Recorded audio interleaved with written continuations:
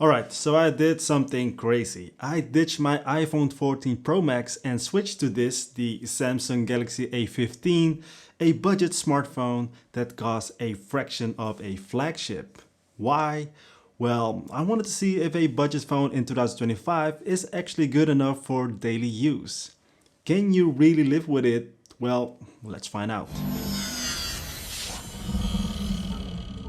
First things first, let's talk about the build. It is plastic, no surprise there, but honestly, it doesn't feel cheap. The blue-black color looks pretty sleek with a subtle gradient finish. The phone has a triple camera setup on the back, a teardrop notch on the front, and a slightly thick bottom bezel. In the box, we do not have anything as this is a refurbished phone and it came with nothing extra. The phone feels very light but solid in the hand.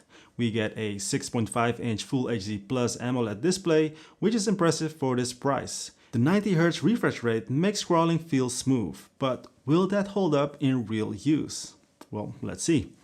It's actually nice to see a headphone jack, even though I do not have any wired headphones anymore. Inside the phone, we've got a MediaTek Helio G99 processor with 4 gigs of RAM and 128 gigs of storage, which can be expanded via microSD.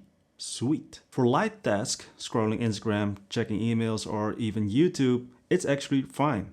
Apps open fairly quickly and animations feel kinda smooth thanks to the 90Hz display. However, the moment I start multitasking, switching quickly between YouTube, WhatsApp, Chrome, whatever, I notice some slowdown.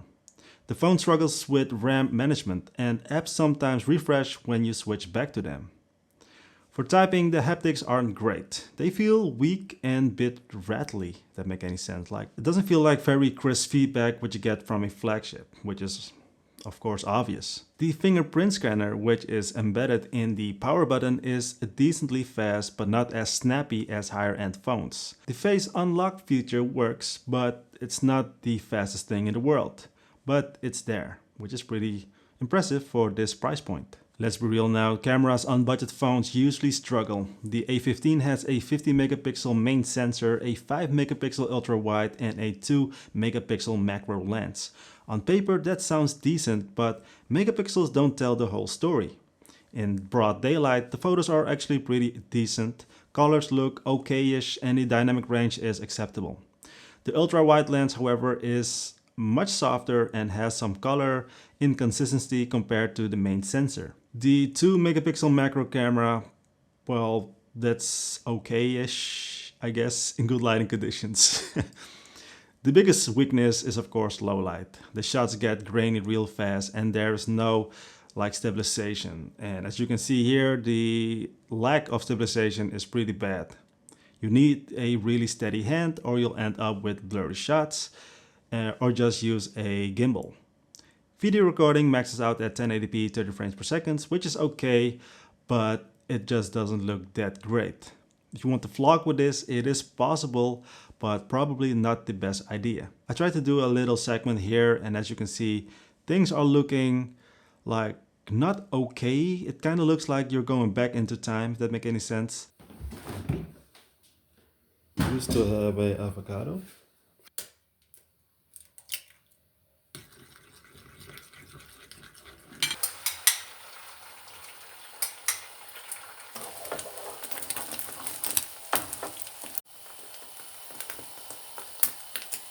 Oh, not breakfast, lunch, and the sun is shining, so I think the image quality should be quite nice, or maybe not at all.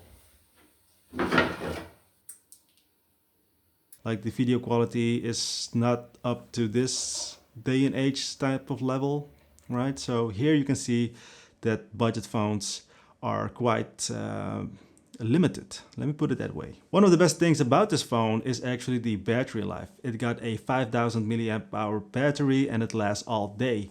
No battery anxiety, even with heavy use. So that's great. Streaming, GPS, and even some light gaming don't drain the battery too quickly. But charging is a different story. It supports 25 watts fast charging. If you got a compatible charger, it takes about 90 minutes to go from 0 to 100%. Not bad, but not the fastest. The other thing that I really like is the screen itself, and as you can see here in this little test, you can definitely see that the screen is actually pretty nice for such a budget phone. The software experience, you know, it has this Samsung UI. You get like really weird bloatware, of course, you know, like Facebook and stuff, which I don't use at all, and some Samsung apps pre-installed. Some can be removed, some cannot be removed. But anyways, it's okay for such a price point, right? Software support is there. Samsung promises 2 major Android updates and 4 years of security updates, which is great for a budget phone. However, don't expect flagship level smoothness. Just after a couple of years, I don't think you can even use this phone anymore on a normal type of level. What about gaming? If you are a casual gamer, you'll be fine. So lighter games like Subway Surfers, Roblox and stuff, it's somewhat okay to run those games. Like, you know, those games are made for like budget-friendly phones as well.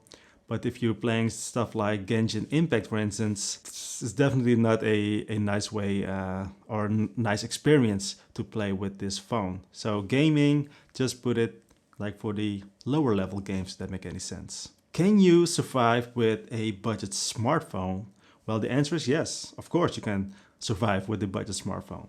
If you're not a power user, you know, then it's easy. If you're just doing stuff like social media, just watching content, doing some calls, texting, messaging, and casual browsing and stuff, the Galaxy A15 does the job. The battery life is a major win, the display is better than expected for this price range. But if you're used to flagships or even mid-tier phones, the slowdowns, the camera limitations, and weaker haptics will be noticeable. If you need a budget-friendly phone for basic tasks, this is actually a solid option. But if you want something more, you may want to look somewhere else. Would I switch to this permanently? No, of course not. But for people who just need a reliable phone for everyday use and don't want to spend a lot of money, this might be a okay option. Not the best option, but an okay option, right? So I suggest just to get this phone if you really need it. If you are very tight in your budget, then, you know, and save some money for a better phone, like a mid-tier phone, like the Pixel 6a, 7a, something like that.